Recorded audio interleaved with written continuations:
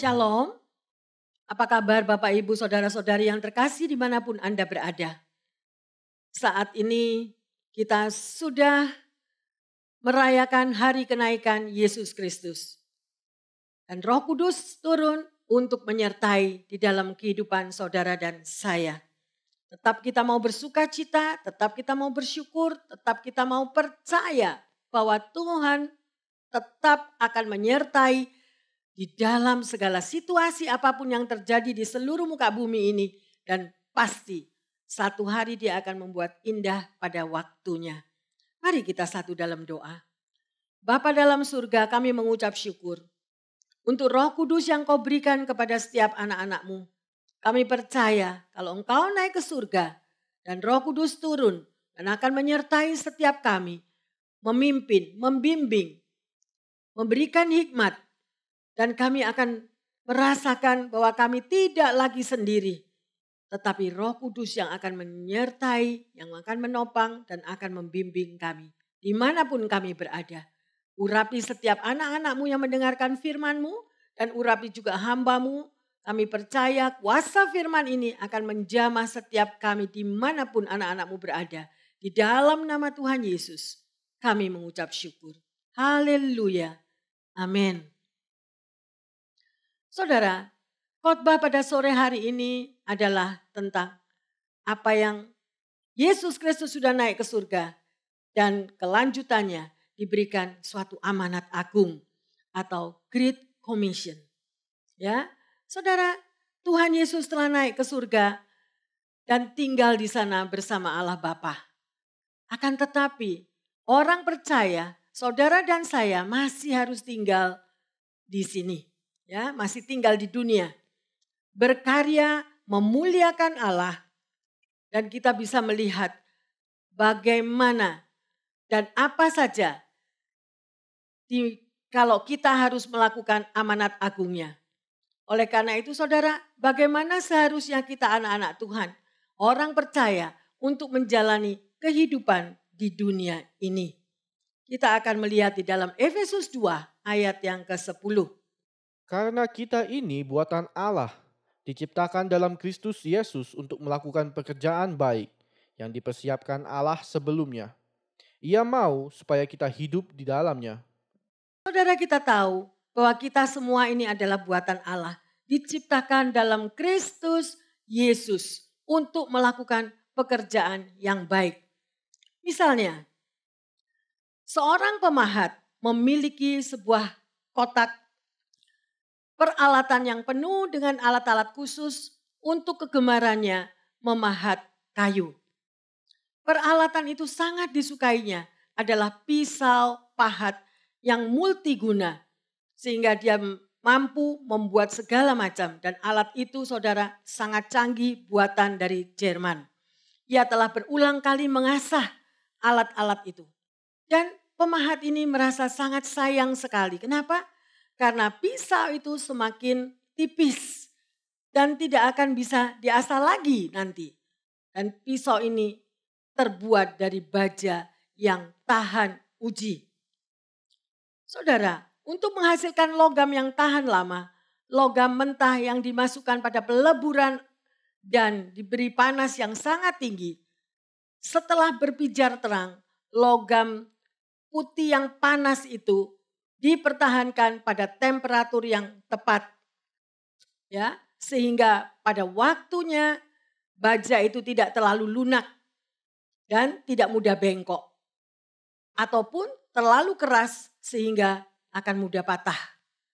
Sebagai ciptaan Allah, orang Kristen dibentuk dan dibangun atas kehendaknya. Ya. Dan kita bisa melihat kadang Allah menempatkan kita di dalam cobaan, ujian, dan penderitaan. Ya, seperti keadaan yang saat ini kita alami di seluruh muka bumi. Iman kita benar-benar diuji seperti yang Petrus katakan di 1 Petrus ayat 6 dan ke-7. Bergembiralah akan hal itu.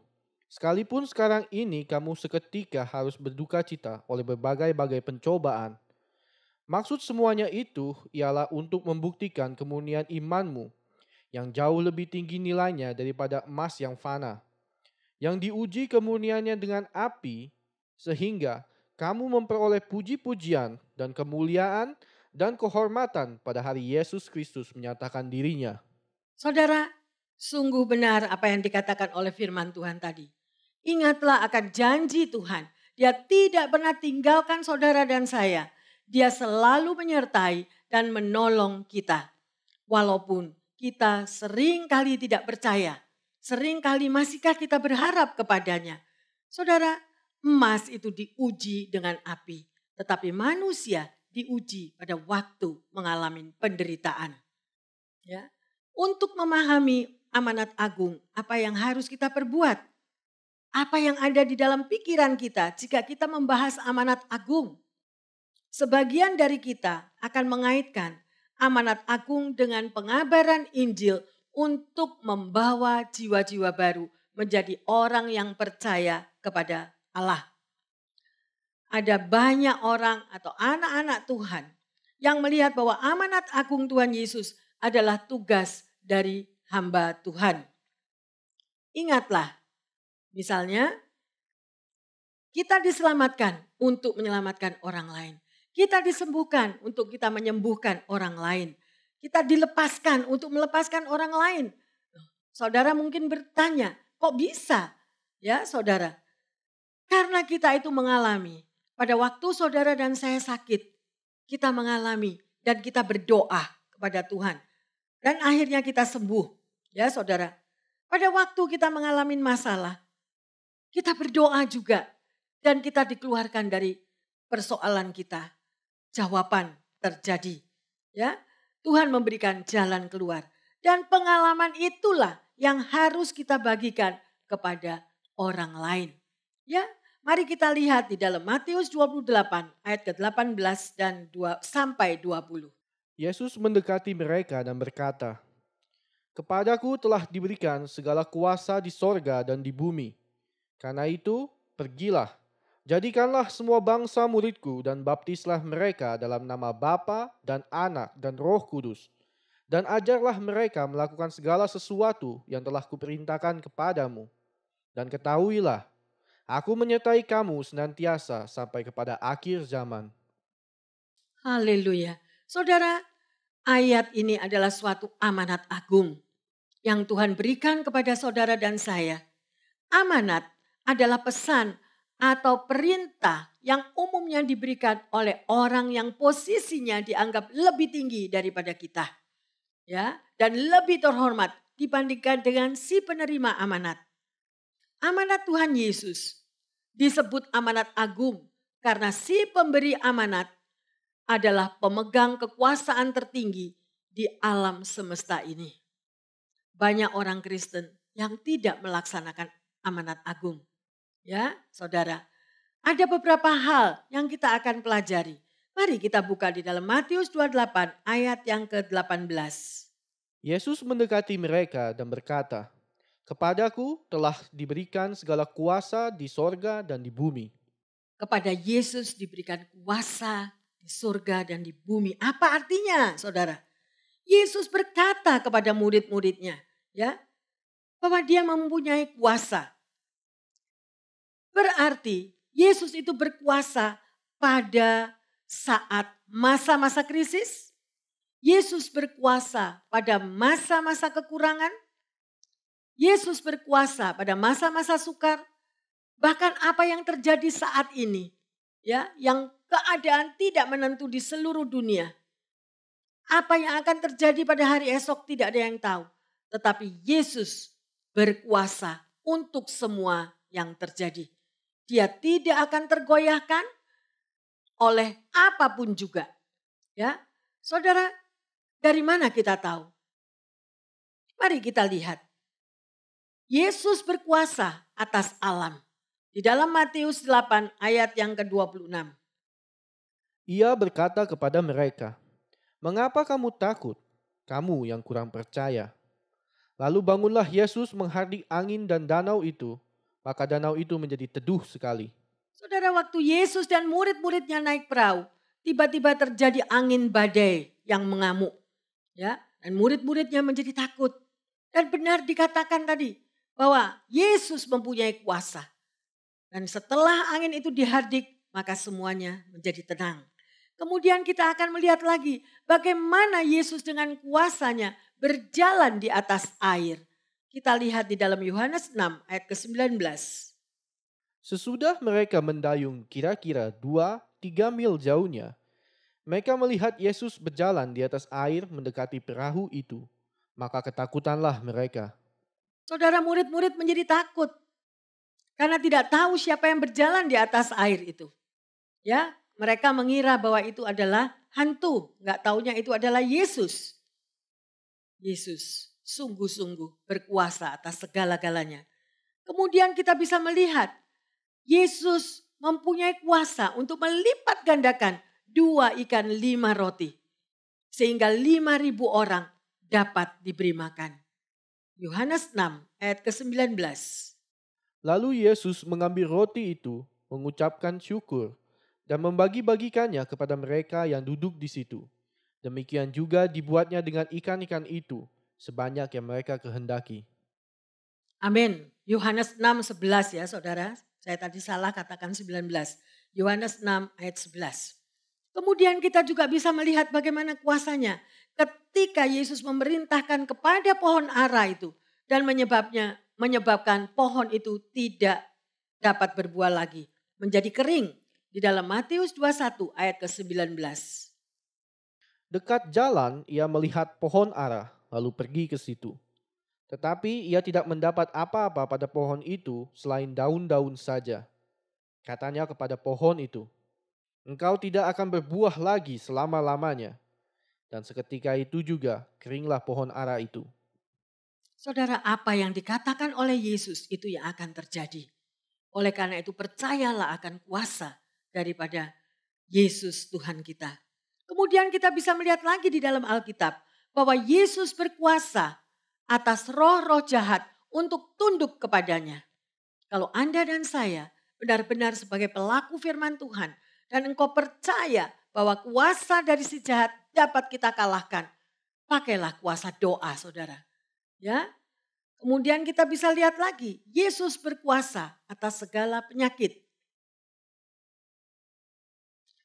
Kemudian Yesus berkuasa untuk mengampuni dosa. Sekarang apapun, tidak ada satu manusia pun di muka bumi ini yang tidak memiliki dosa. Tetapi kalau kita mau bertobat, kita kembali kepada Tuhan, Dia akan mengampuni segala dosa kita. Firman-Nya mengatakan, walaupun dosamu semerah kirmisi, aku sanggup membuat putih seperti salju. Kemudian Yesus memiliki kuasa atas kematian dan membangkitkan semua orang mati di hari penghakiman. Saudara, kita sudah melihat betapa kuasanya Bapa kita di surga. Ya, luar biasa. Bukankah kita sungguh bangga mempunyai Tuhan Yesus? Dan kuasa itu bukan hanya untuk Yesus sendiri, tetapi Dia berikan kepada saudara dan saya. Dia berikan Roh Kudus-Nya, Roh penolong, Roh penghibur. Apakah saudara sudah mempraktekannya? Apakah saudara percaya sungguh-sungguh bahwa ada kuasa di dalam dirimu sebagai anak Tuhan yang percaya kepadanya? Oleh karena itu saudara, mari kita praktek. Pakai bibir mulut kita untuk sesuatu yang positif. Kita mempunyai kuasa untuk mengusir segala yang jahat, untuk mengusir segala pikiran-pikiran yang buruk, untuk mengusir segala ketakutan, kekhawatiran, untuk mengusir segala sakit penyakit. Lawanlah. Firman Tuhan mengatakan, lawanlah iblis, maka dia akan lari daripadamu. Ya saudara, oleh karena itu dunia yang kita diami saat ini dalam keadaan yang tergoncangkan. Ya, hanya karena anugerah dan kuasa Tuhan, saudara dan saya masih tetap boleh ada, saudara. Mungkin saudara akan bertanya, pastor, ada keluarga saya yang sudah dipanggil pulang. Ada keluarga saya yang sudah mendahului saya. Itu adalah bisnisnya Tuhan. Ya, mungkin Tuhan sudah rindu untuk menjemput anaknya kembali dan tinggal bersama-sama dengan dia. Tetapi kalau saudara dan saya masih ada di muka bumi ini, pasti ada rencana Tuhan. Oleh karena itu saudara, Semua itu adalah anugerah Tuhan yang luar biasa. Berpautlah pada kerajaan yang tidak tergoncangkan, yaitu kerajaan Allah. Ya. Yang kedua, kita mau lihat di dalam Matius 28 ayat yang ke-19. Karena itu pergilah, jadikanlah semua bangsa muridku dan baptislah mereka dalam nama Bapa dan Anak dan Roh Kudus. Saudara, suatu amanat agung. Saudara bisa baca berulang-ulang ayat ini dan resapi, masukkan di dalam hatimu yang paling dalam. Itu adalah suatu perintah. Pergilah adalah suatu tindakan. Kata-kata ini merupakan amanat agung Kristus kepada pengikutnya. Saudara dan saya adalah anak Tuhan, pengikut Tuhan. Injil yang diberitakan berpusat kepada pertobatan dan pengampunan dosa. Dan tujuan dari pemberitaan Injil adalah untuk memuridkan mereka yang mentaati semua perintah Kristus. Pertanyaannya, apakah saudara dan saya mentaati apa yang firman Tuhan katakan? Contohnya, orang yang terhilang harus kita jangkau. Ya, orang yang sudah selamat harus dibimbing, dilatih, ya, agar mereka satu hari bisa juga memuridkan orang lain.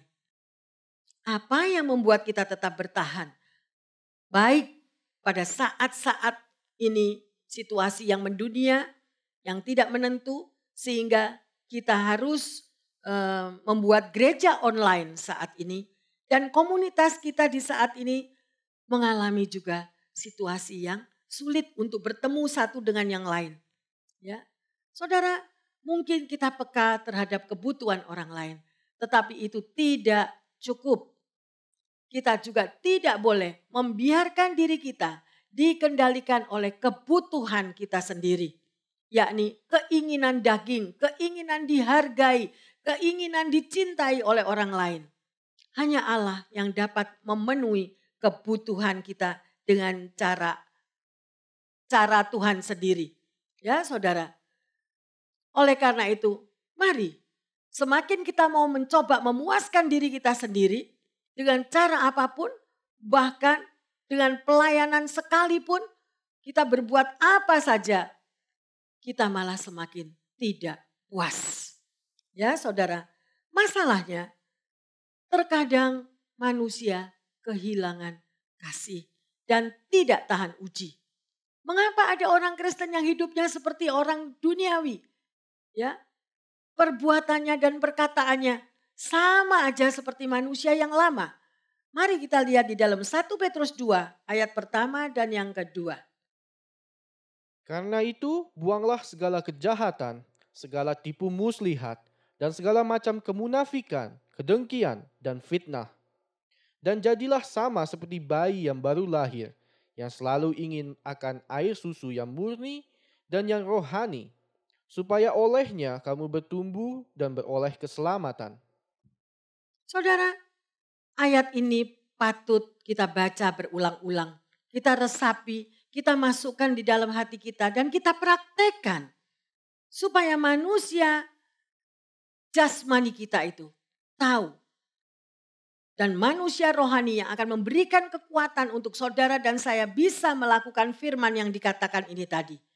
Kita juga bisa melihat di dalam 1 Korintus 3 ayat yang ketiga. Karena kamu masih manusia duniawi, sebab jika di antara kamu ada iri hati dan perselisihan, bukankah hal itu menunjukkan bahwa kamu manusia duniawi dan bahwa kamu hidup secara manusia duniawi? Saudara, itulah semua manusia daging. Iri hati, perseteruan, ya saudara, yang ada. Dan itu semua akan membuatkan diri kita itu tidak akan mengalami damai sejahtera. Kebahagiaan kita tercuri. Ya saudara, kita tahu persis untuk mengikut Yesus dan menjadi murid Yesus harus ada penyangkalan diri. Ya, pikul salib, berdoa dan berpuasa. Mungkin Anda katakan, pastor kenapa kok selalu dilibatkan kepada doa dan puasa? Yes, kalau dengan adanya Anda berdoa, doa itu menggabungkan kekuatan kita yang lemah bersatu dengan kekuatan Tuhan yang luar biasa. Dan akan memampukan saudara untuk melakukan apa yang dikatakan firman-Nya, yaitu menyangkal diri. Puasa. Mengapa harus berpuasa saudara? Karena ada roh-roh yang hanya dapat dilepaskan melalui doa dan puasa. Ya saudara, mari kita mau praktek. Selama kita tidak melakukan apa yang Yesus katakan melalui firman-Nya, disitulah terjadi peperangan di dalam diri kita. Ya, oleh itu sekali lagi saya katakan, perkuat manusia rohanimu. Manusia batinnya selalu bersekutu dengan Tuhan dan Roh Kudus. Maka manusia daging akan merosot. Dan ini kita harus belajar saudara. Gak bisa kita kekristenan cuma menunggu 1 minggu 1 kali, tidak pernah berdoa, tidak pernah baca Alkitab. Dan hanya kita mengandalkan, kita show off, kita datang ke gereja once a week, 1 minggu 1 kali, itu cukup. No, itu tidak cukup. Saudara, kehidupan kekristenan kita adalah persekutuan pribadi kita setiap hari dengan Tuhan. Kalau engkau belum memiliki persekutuan pribadi dengan Tuhan, perlu dengan tanda tanya yang besar. Apakah aku sebagai pelaku firman Tuhan? Apakah aku sudah menjadi anak Tuhan? Ya, selama buah-buah roh belum terjadi di dalam diri kita. Galatia 5 ayat 22 sampai 23. Anda baca sendiri di rumah. Di mana dikatakan di situ buah roh ada penyangkalan diri. Saudara, kalau orang mampu menyangkal diri, ada penguasaan diri, ada kontrol di dalam tindakan, di dalam emosi, di dalam kita berkata-kata, itu ada kontrol. Ya, dan itu hanya bisa terjadi dengan kekuatan yang dari Tuhan bergabung dengan kita. Tetapi kita harus masuk di dalam doa, penyembahan, baca firman Tuhan.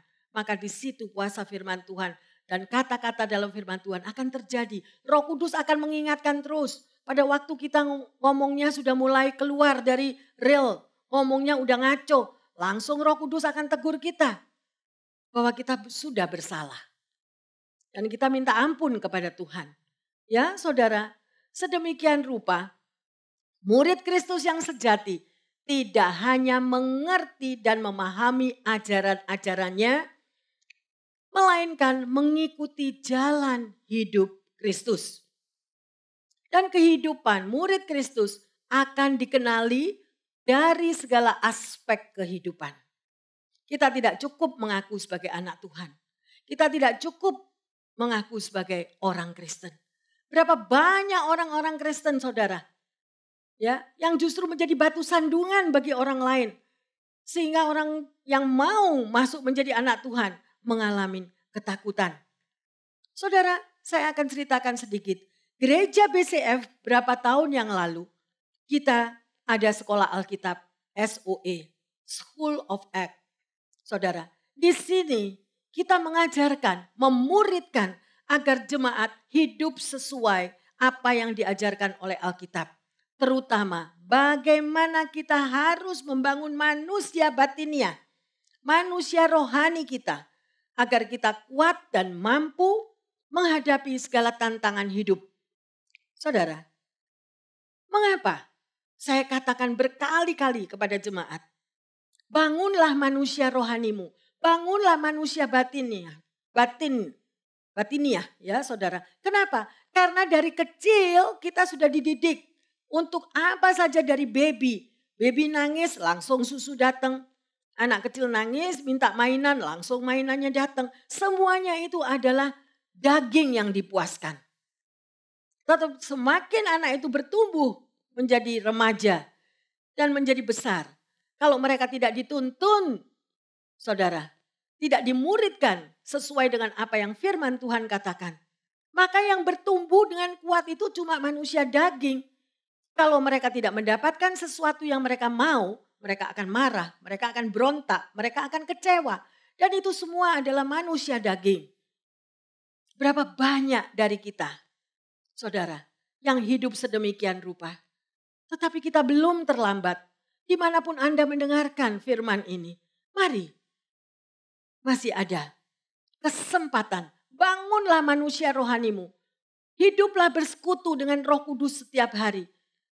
maka engkau akan terkikis manusia daging dan manusia roh akan bertumbuh dengan kuat. Saudara, oleh karena itu mari kita mau lanjutkan, kita mau lihat lagi.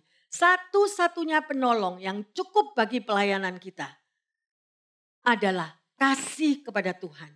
Dan kasih Kristus yang menguasai saudara dan saya. Di dalam 2 Korintus 5 ayat ke-15. Dan Kristus telah mati untuk semua orang, supaya mereka yang hidup tidak lagi hidup untuk dirinya sendiri, tetapi untuk Dia yang telah mati dan telah dibangkitkan untuk mereka. Haleluya, saudara. Ya, kita tahu Kristus tidak mati untuk dirinya sendiri, tapi dia dibangkitkan untuk mereka. Mereka itu siapa? Ya, saudara tahu mereka itu adalah kita semuanya.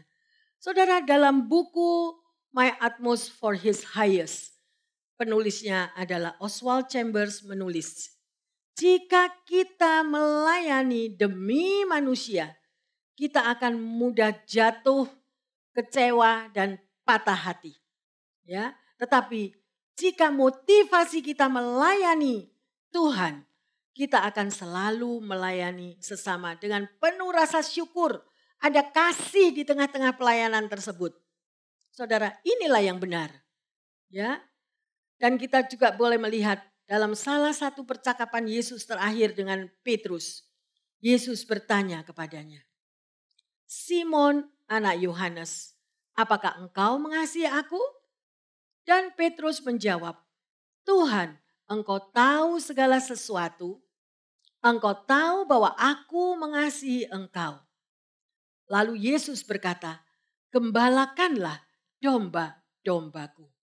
Ya, saudara, kita lihat di dalam Yohanes 21 ayat yang ke-17.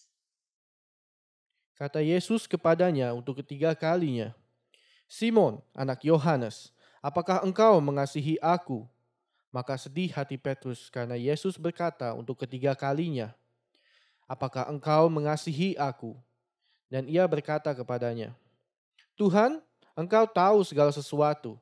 Engkau tahu bahwa aku mengasihi engkau. Kata Yesus kepadanya, gembalakanlah domba-dombaku. Saudara, perkataan Yesus yang ditujukan kepada Petrus.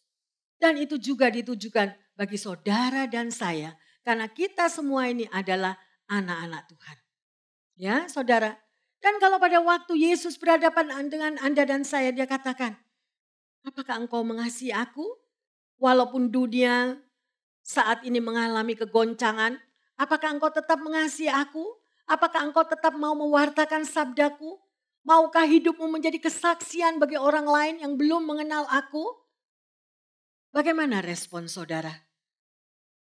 Mari, kalau Anda mengasihi Tuhan Yesus, jadilah saksinya.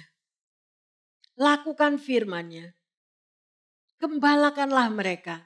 Karena banyak sekali orang yang tergoncang saat ini. Bahkan mereka lari daripada Tuhan. Mengapa? Karena mereka merasa Tuhan Yesus tidak menolong. Ya, semua yang dilakukan oleh manusia daging adalah menuntut satu jawaban untuk kepuasan dirinya sendiri. Tidak ada yang mengerti, saudara. Kecuali orang yang mempunyai hubungan pribadi dengan Tuhan, dia akan mengerti. Segala kuasa ada di dalam tangan Tuhan. Dia yang memberi, dia juga yang akan mengambil. Dan itu adalah bisnisnya Tuhan, saudara. Mari, dimanapun Anda berada saat ini. Mungkin engkau mengalami kekecewaan. Mungkin engkau saat ini mengalami tidak tahu apa jalan keluar yang harus engkau tempuh. Satu hal yang aku katakan, satu hal yang saya mau berikan kepada Anda. Percayalah kepada Tuhan. Percayalah kepada firman-Nya. Dia akan membuat indah pada waktunya.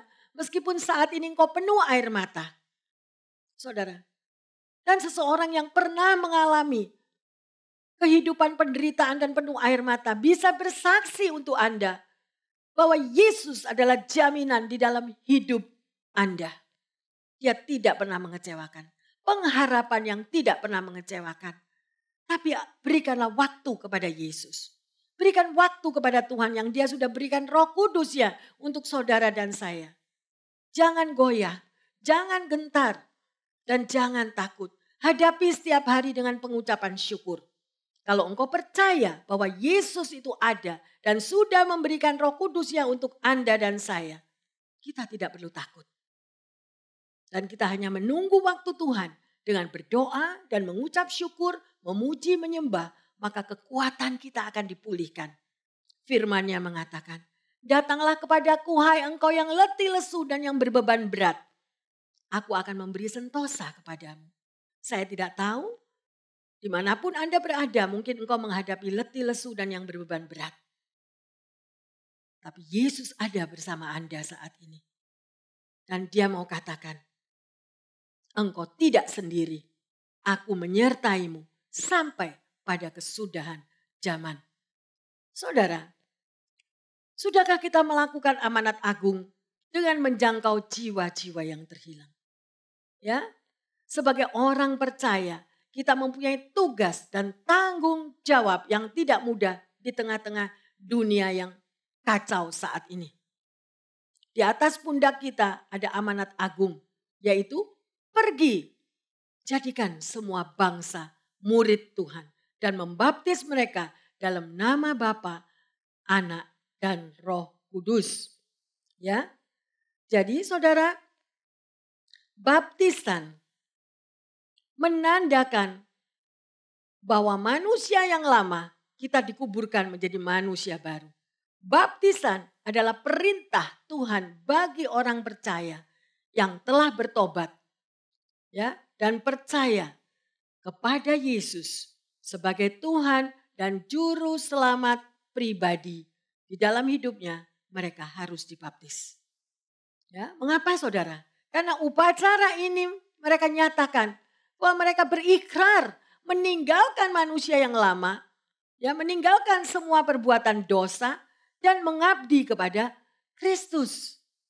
Ya, sekali lagi saya katakan, baptisan air itu menandakan penguburan kehidupan kita yang lama, ya, dan kebangkitan yang baru, kehidupan yang baru di dalam Kristus Yesus. Amin. Baptisan menjadikan kita satu dengan tubuh Kristus. Kita tidak pernah sendiri lagi. Luar biasa bukan saudara? Jadi kita nggak perlu takut. Yesus Sang Immanuel akan menyertai hidup kita sampai pada kesudahan zaman. Kita dimampukan untuk melaksanakan amanat agung di kota tempat tinggal kita. Ya, saudara tinggal di mana? Nah, di situ ya dikatakan lakukan amanat agung dan itu disebut sebagai Yerusalem. Kemudian di kota-kota lain, di negara yang lain, dan itu disebut sebagai Yudea dan Samaria. Kemudian di mana saja Allah mengutus Anda dan saya, itu dikatakan sampai ke ujung bumi. Artinya kemanapun saudara pergi, jangan lupa memberitakan amanat agung. Ya saudara, kita lihat di dalam Kisah Para Rasul 1 ayat yang ke-8. Tetapi kamu akan menerima kuasa kalau Roh Kudus turun ke atas kamu. Dan kamu akan menjadi saksiku di Yerusalem dan di seluruh Yudea dan Samaria dan sampai ke ujung bumi.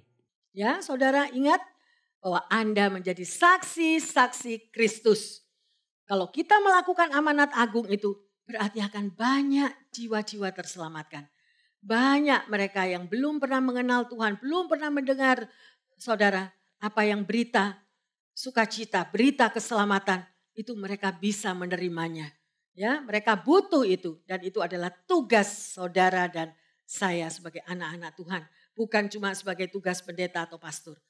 Ya, saudara. Dan yang ketiga, sebagai anak Tuhan, pengikut Kristus harus mau belajar, ya, menggali firman Tuhan dan diajar, diberi lidah seorang murid. Di sini diperlukan ketaatan, ya, saudara. Bagaimana? Kita bisa lihat di dalam Kisah Para Rasul 1 ayat 4. Pada suatu hari ketika ia makan bersama-sama dengan mereka, ia melarang mereka meninggalkan Yerusalem dan menyuruh mereka tinggal di situ menantikan janji Bapa. Yang demikian katanya, telah kamu dengar daripadaku. Di sini kita sudah mendengar apa yang dikatakan. Mereka bertekun bersatu hati, saudara. Ya, artinya apa? mereka ada persatuan. Mereka ada tindakan. Mereka ada pengorbanan. Mereka mau datang, mereka mau bersatu bersama-sama untuk berdoa, untuk menyembah Tuhan. Ya, untuk mengerti apa yang Tuhan ajarkan melalui firman-Nya. Mungkin Anda bisa katakan, "Pastor, gimana saat ini kalau mau ketemu?" Kan saat ini pada musim pandemik. Saudara, it's okay. Ya, benar saat ini musim pandemik. Tapi engkau bisa bersekutu melalui handphone, melalui telepon, melalui streamline ya saudara. Melalui online kita tetap bisa bersekutu. Dan itu bukan cuma tugas pendeta saudara. Tetapi tugas saudara dan saya bersatu hati untuk bersama-sama memuji, menyembah kepada Tuhan. Ya, bertekun dan membahas apa yang firman Tuhan katakan. Saudara, tidak bisa kalau kita hanya mau apa yang engkau dengar hanya untuk dirimu sendiri. Firman Tuhan katakan apa amanat agung? Jadikanlah semua bangsa murid-muridku. Bagaimana saudara bisa membawa jiwa-jiwa lain mengenal Yesus? Kalau apa yang engkau punya hanya untuk dirimu sendiri, engkau tertutup kepada orang lain, pokok aku sama Tuhan, pokok hidupku sudah tenang di rumah sendiri bersama keluargaku dan Tuhan, tidak cukup saudara. Satu hari kita akan berhadapan muka dengan Tuhan. Dan apa yang Yesus tanya kepada kita? Berapa jiwa yang sudah engkau bawa kepadaku? Karena firman-Nya mengatakan, gembalakanlah domba-dombaku. Mungkin domba-domba itu ada di tengah keluargamu sendiri. Mereka yang belum mengenal Yesus. Mereka yang belum tahu bagaimana mereka bertemu secara khusus dengan Yesus. Itu adalah tugas kita. Ya saudara, oleh karena itu sungguh ayat ini luar biasa. Jangan menjadi orang Kristen yang loyo saudara. Ya, tidak mau menceritakan kebesaran Tuhan. Sekali lagi saya katakan, engkau sudah diselamatkan untuk menyelamatkan orang lain. Engkau sudah mengalami pengalaman pribadi, sakit disembuhkan. Cobalah engkau bersaksi. Ya, dan memperkuat orang lain yang imannya lagi turun, saudara. Sehingga banyak orang akan mempunyai kekuatan yang baru di dalam Tuhan. Ya. Oleh karena itu kita mau lihat di dalam Matius 28 ayat yang ke-20. Dan ajarlah mereka melakukan segala sesuatu yang telah kuperintahkan kepadamu.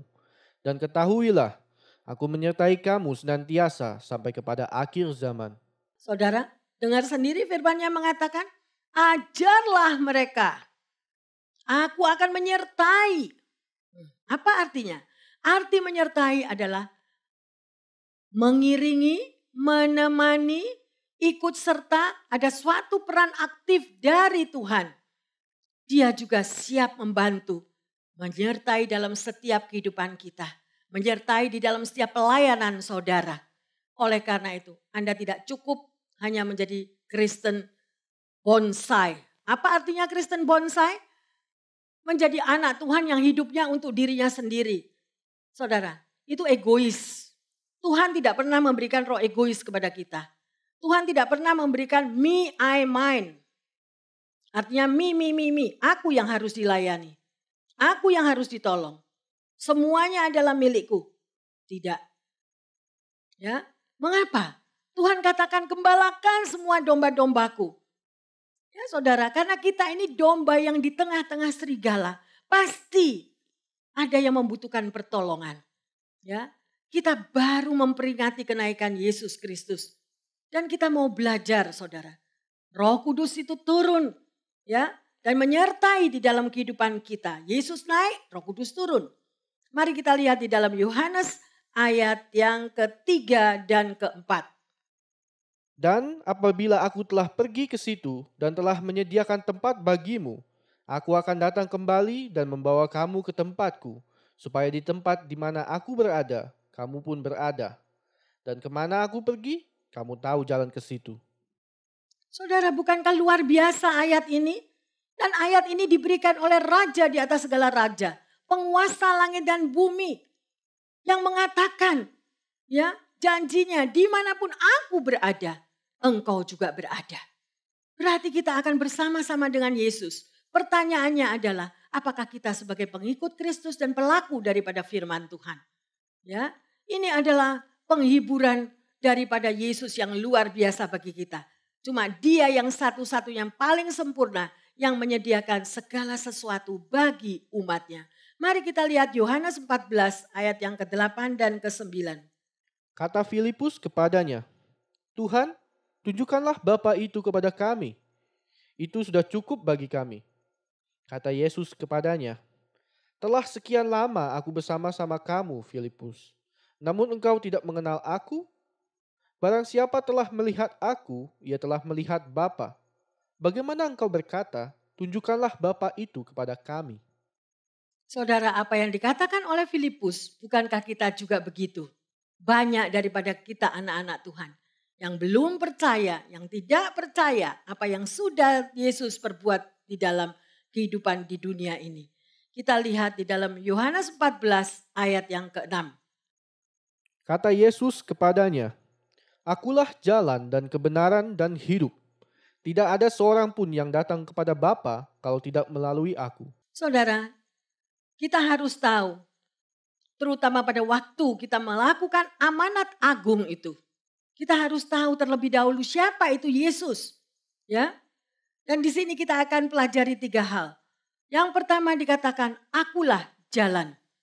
Karena semua orang yang ada di dunia, semua agama apapun juga mencari jalan. Saudara ingat pada waktu orang-orang Majus untuk mencari Yesus di mana dia dilahirkan. Dan Yesus yang mati di kayu salib untuk kita dan bangkit kembali adalah jalan yang benar untuk kita boleh hidup. Oleh karena itu percayalah saudara bahwa apa yang dikatakan Yesus, akulah jalan. Ya, kemudian yang kedua, akulah kebenaran. Karena tidak ada satupun manusia yang di muka bumi ini yang benar, hanya Tuhan Yesus. Ya. Kemudian yang ketiga, akulah hidup. Ya, karena Tuhan yang memberi kehidupan bagi setiap makhluk yang ada di muka bumi ini. Baik manusia, hewan, tumbuh-tumbuhan, semuanya mendapatkan kehidupan. Dan hanya Yesus yang mampu memberikan kehidupan itu bagi saudara dan saya. Menerima keselamatan dengan menerima Yesus, artinya menerima kehidupan lewat Yesus. Haleluya. Lanjut pada Yohanes 14 ayat yang ke-23. Jawab Yesus, jika seorang mengasihi aku, ia akan menuruti firman-Ku dan Bapa-Ku akan mengasihi dia. Dan kami akan datang kepadanya dan diam bersama-sama dengan dia. Jika seseorang mengasihi aku, ia akan menuruti firman-Ku. Saudara, kita bisa mengerti dan belajar mempercayai firman Tuhan, maka penyertaannya adalah sungguh-sungguh. Saudara, semuanya itu bisa terjadi kalau engkau mempunyai hubungan intim dengan Tuhan Yesus. Ya, tidak peduli apapun kondisi dan situasi yang kita alami saat ini. Tidak ada alasan bagi kita untuk cemas dan khawatir. Seorang hamba Tuhan yang bernama Francis Chan pernah berkata, iman tidak bisa bergandengan tangan dengan kekhawatiran dan ketakutan. Karena kekhawatiran dan ketakutan menandakan bahwa kita tidak cukup mempercayai bahwa Allah lebih besar dari masalah kita, lebih besar dari kesulitan kita, dan situasi yang terjadi di dunia saat ini saudara apapun besarnya, Tuhan Yesus tetap lebih besar. Amin.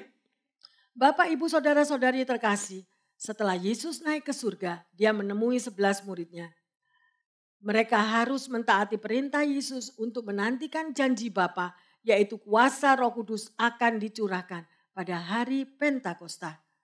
Adakah kita mempersiapkan diri untuk lebih dekat kepada Tuhan dan menyambut hari Pentakosta dengan lebih banyak berdoa, dengan penuh kerinduan agar kita semakin peka akan Roh Kudus dan mengerti apa yang menjadi kehendak Tuhan di dalam diri kita. Melalui pimpinan Roh Kudus, hidup kita akan dipimpin di dalam jalan yang benar sesuai dengan kehendaknya. Mari, sebagai anak Tuhan, kita harus menyadari bahwa sebagai orang percaya ada amanat agung yang harus kita lakukan. Ya, sesuai dengan firman-Nya.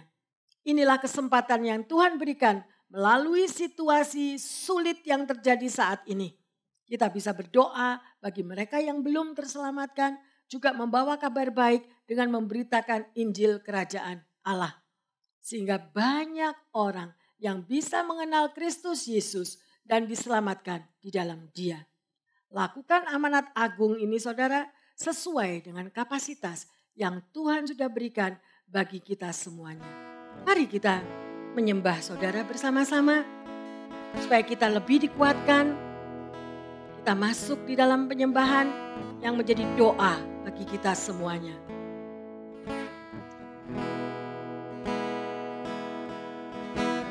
Ku tak membawa apapun juga saat ku datang ke dunia. Amin. Ku tinggal semua pada akhirnya saat ku kembali ke surga.